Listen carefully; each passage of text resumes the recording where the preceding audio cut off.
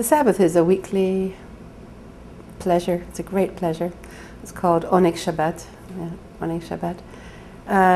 That's very much, it has to do with the Friday night table, having friends and family, students around the table, and some magic always happens. This is something that you can't count on magic, but somehow it always happens. I can be nervous beforehand and think, how are these people ever going to talk to each other? How are we ever going to achieve any kind of Shabbat atmosphere? And my skepticism is overridden every time.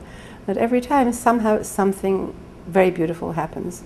And it has to do with people being willing, even though they don't know each other all that well perhaps, being willing to open themselves and to talk about rather personal things around the table, and singing the Zmirot, singing the songs.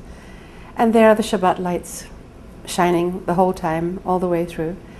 And there is this sense, again, of a combination of the spiritual and the physical, good food, good atmosphere, and a sense that this is the day in which God rested, and we are resting in the most meaningful way. Resting is not doing nothing.